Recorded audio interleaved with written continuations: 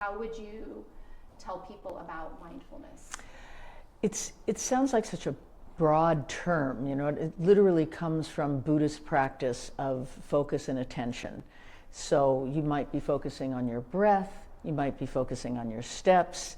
It's about bringing this incredible clarity of intention and awareness to every experience. So whether it's the taste of a grape and really tasting that grape, or peeling an orange and really feeling the experience of peeling the orange. And why would that be important? Mostly because we live in our minds, just chattering away all the time, thinking about what we have to do, the laundry, what somebody said to us, and we miss life. It's all around us and we completely miss it. So by teaching mindfulness, we give people an opportunity to practice being present in everyday situations that they can then bring out into their world and find, you know, a much richer experience. You know, even if you're arguing with somebody, if you can be aware that your body has changed, that your voice has changed, that the intention has changed, that awareness, you could literally stop in the middle of going down the wrong road and say, oh, I'm not really being present here with you. I'm not thinking about it, what I want to say. I'm not thinking about my feelings.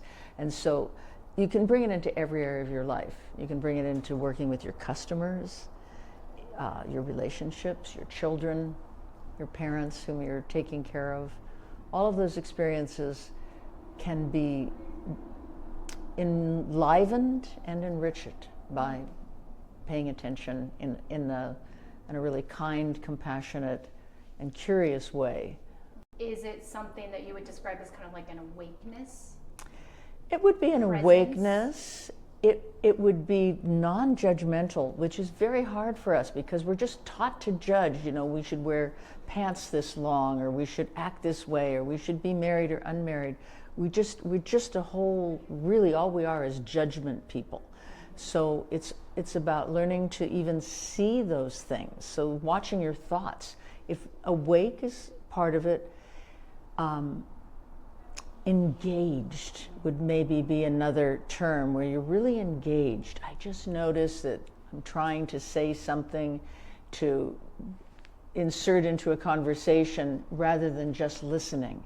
And so, oh, okay, what does it feel like to listen? Well, I get anxious, I get nervous, I want to add something to that. Okay. And the more we do this, the more you befriend yourself. And the more you're friends with yourself, the more you're aware of what's happening. So I'm curious because a lot of people, I think that mindfulness is difficult. Yes. Is mindfulness difficult? Mindfulness is not difficult. Paying attention might be. Depending on how long you have to do it. Yes. Well, mindfulness and meditation go hand in hand. Okay. And so really what I like to teach people is that it's not like you have to quiet your mind down and stop the world. You can't. Your mind will not stop. But you can enter into a meditative state.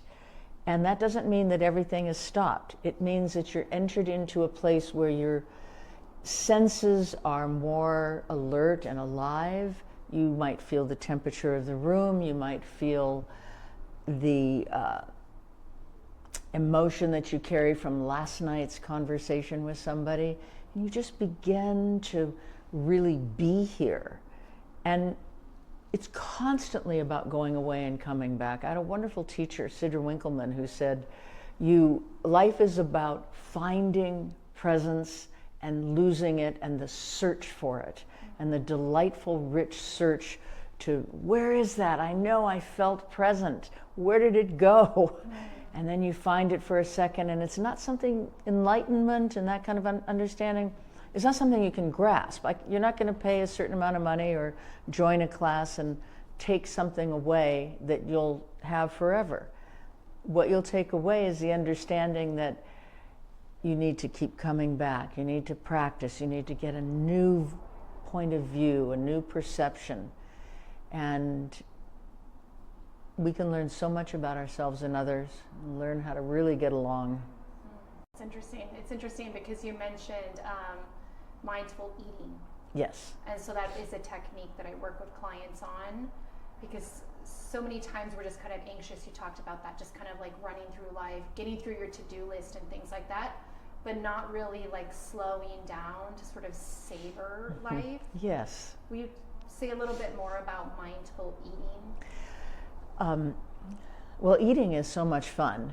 So it's I think so. I love it. it's an easy topic. It's an easy topic to talk about or to engage people in, because we do it all the time.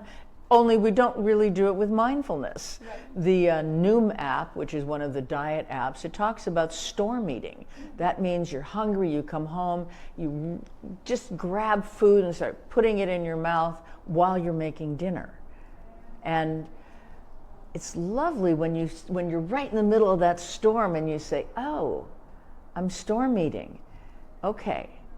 And then you can settle it down and enjoy it and look at it and see, just, I don't know, you have to have a relationship with yourself where you're really willing to be wrong, to be without knowledge. It's lovely to say, I really don't know what's happening here. I don't know why I want to eat every single time I see a tall man with blonde hair, right? Or whatever it is, it's whatever just your trigger. whatever that trigger is, I don't know what it is. So mindful eating is, again, something we do every day. And it's a great place to start. It's a great place to practice, because everybody wants pleasure. And there's no pleasure in storm eating. There is pleasure in mindful eating. Interesting. So will you talk about maybe sort of, if you could break down sort of the steps or sort of the idea behind mindful eating? If a person wanted to try to be more mindful when they're eating, what would you suggest that they do? I'd start right from the very beginning. I'd say, what is it you feel like eating? And, I really feel like eating cake. Okay, is that really what you feel like eating, or are you feeling low in energy? Maybe you really want to talk with somebody who can help you with the nutritional parts of things, to see that generally people want protein when they feel like sugar because they need energy. So the mindfulness starts right there with that first impulse to eat.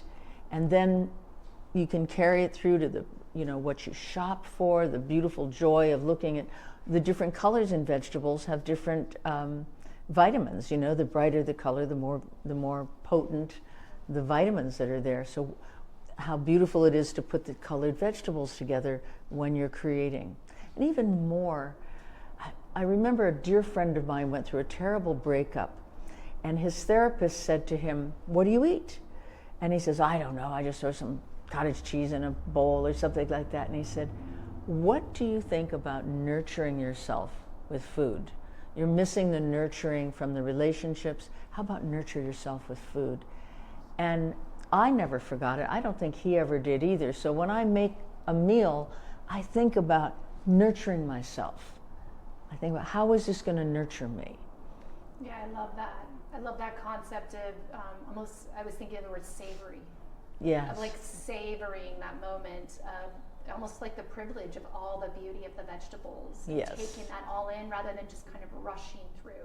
Yes. And the same thing if it's a Twinkie. Enjoy it. I am nurturing my inner child. Exactly. My cranky little girl right now, and I want a Twinkie or whatever it is, coconut cream pie. Right. Just something that's going to make me, and then acknowledge it. So that it's not just that storm event. You're acknowledging, oh, this is making me feel good because I'm being a rebel, and I like being a rebel, and that feels good, and I am getting a little bit of that sugar high, and this really tastes good.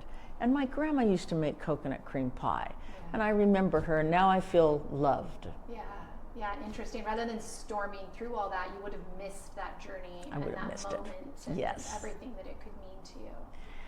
Now, one thing I know with mindfulness is the concept of like returning to the breath. So do you have a suggestion when people are maybe sitting down to eat or entering the grocery store, whatever that space is around nutrition? Yes. And taking a deep breath or grounding themselves. What are your recommendations on that? The idea of returning to the breath is to find an anchor, because we tend to float away. And what's interesting is that some people the breath doesn't work for. Maybe they had a bad experience with air, drowning or Asthma or something. Asthma, some kind of experience. Yeah. So the breath doesn't work as an anchor, but maybe feeling your seat in the chair, maybe feeling your feet on the ground. Maybe sometimes you just have a stone that makes you calm, that you hold that stone, and that brings you back home. And that's where we want to be. We want to be home in ourselves. And from here, we experience the world around us. And we'll get pulled out time and again. There's so many captivating energies in this world. And when you can begin to, I got captivated by that. Oh, I was thinking about my laundry. Here I'm having a good conversation with you, and I'm thinking about my laundry. Oh, what was it that was said that made me start thinking about my laundry? So you can bring your mindfulness in to sort of self-assess, and also to bring a richer experience with interactions with other people. Interesting. Because you can even say, I'm sorry I missed that. I was thinking about my laundry. We're all so afraid to do that. How wonderful it is. Wouldn't you love people to trust you enough to be okay to say, whoa, whoops, I'm back. Yeah, something happened and my mind kind of Right. trailed off. Yeah. I love that concept of being at home in your Yes. own mind. And so will you say a little bit about non-judgment? Because I think that's a really integral piece of mindfulness, is that if you're going to be present, being present without self-harm. So Wonderful. and certainly if you're going to come home to yourself, we want it to be a safe place. So what are some of your thoughts around non-judgment? You really have to start right where you are. So Krishnamurti, famous philosopher, said enlightenment comes in an instant, and it comes with observation that is non-judgmental. So again, non-judgmental observation is one of the pathways to enlightenment. And that means you observe what's happening, and you could be judging, but there's that witness behind the witness that is able to look and say, oh, I'm judging. And that part is non-judgmental, because we are judgmental people. We just can't say it. We're always trying to figure out where we are in the hierarchy of okayness. So, but to be able to go to the keep that non-judgmental person with you that's saying, oh, I'm judging, there's that judgmental thing, but you're okay with it. Yeah. It's interesting because as you were saying that, I was thinking of the concept of self-compassion. Beautiful. As you're saying, we're judgmental creatures. That's part of the function of our brain is judgment. Yes. But how do we judge without cruelty? And it's interesting because research shows that mindfulness actually builds empathy in the mind, actually compassion, which is actually more action directed, but self-compassion as well. Because like you said, you really can't stop those thoughts from coming. They're going to come, but not having the judgment when they appear. Yes. Always growling. And so learning how to even just see those and watch, oh, I'm getting that self-judgment again. Yeah. And sooner or later, that compassionate side does become the bigger voice in the room. Yeah. The bigger voice in your home. Yeah, I love that. And that comes with practice. Yeah, it's really interesting because with thought work, which I do in coaching, is really learning to question those thoughts and not just instantly believing them, which is an act of self-compassion as well. I love that. Of kind of a bit of analysis without just believing them. Because you have a saying that you always say, you can't stop the mind? What do you, Sadhguru has a quote you often say. I think it's the Chinese say you can't push the river. Oh, okay. That's one of the things. You can't push the river. It's going to go as and Sadhguru, yeah, he has wonderful things where he said, you cannot stop your thoughts. That is stupid, stupid, stupid. You all think you're supposed to stop your mind. That's just stupid. Right. You can't do it. Right. Let the river flow. Let the river flow. It's not hurting anything. Correct. And just let the thoughts flow, and then you become more the director of all that. So it's like when you acknowledge something, like when I'm meditating, as I'm meditating, I might say planning, and I just let that thought of planning, I just label it planning, and it goes away.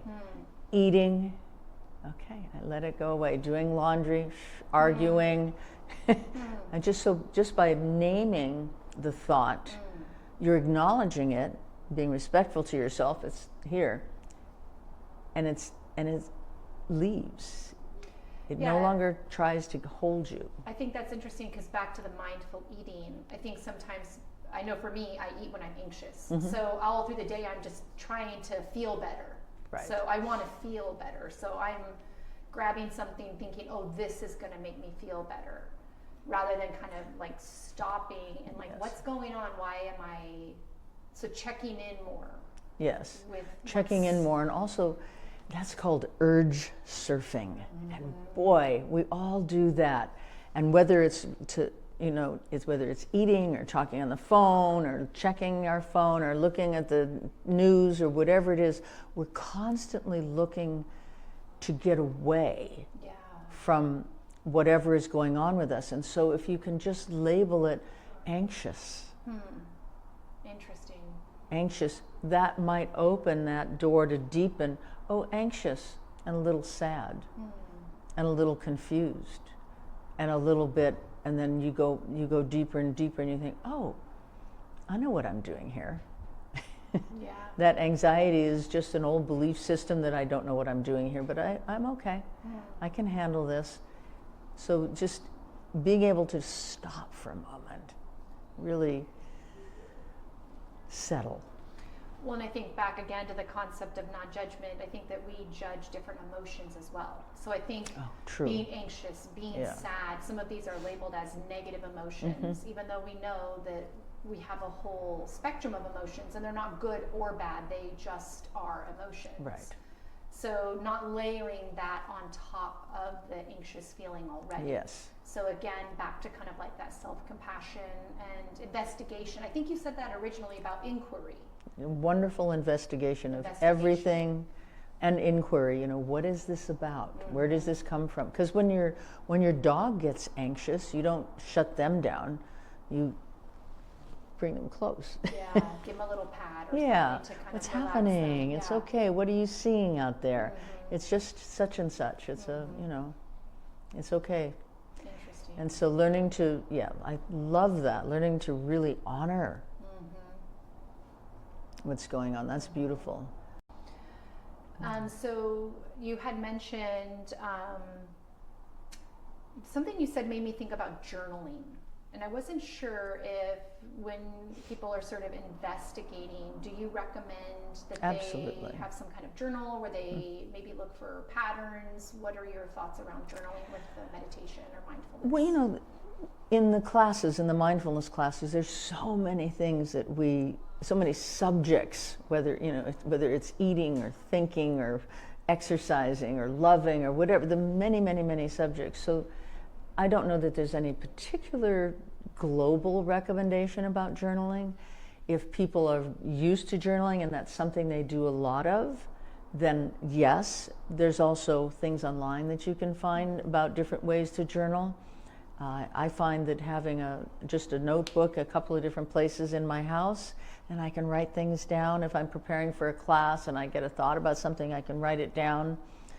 I suppose people can do that on their phones. Yeah, sure, or a phone memo or something. It's interesting because you could almost do that around eating too. So if you were, I'm thinking I have a break room, feeling kind of anxious, rather than going for a snack, maybe kind of checking in and maybe journaling what feelings are driving the need for snacking. What are you trying to soothe? Yeah, that's lovely. That's Something like that's that. a wonderful thing. And food is such an important part of people's life, and such a problem for just about everybody. Whether it's eating too much, eating too little, getting enough food. Some people simply don't have enough food. Yeah. You know, it's Or really getting the right quality of food. getting the right quality of food. Yeah, that can be a real challenge Yeah. for folks too, to really nourish themselves. Yeah. And I think that might be a technique for being out of step with mindfulness, is if you maybe feel like you're not fully in your integrity with what you want to Right. have available to yourself too. Yeah. I sometimes just ask my patients, what do you need to do in your life to like yourself? Such a simple question. And everybody has something they could do. They think, I need to get more sleep, or I should really make up with my grandma, or get a better paying job, whatever it is, but what do I need to do around food so I really can like myself?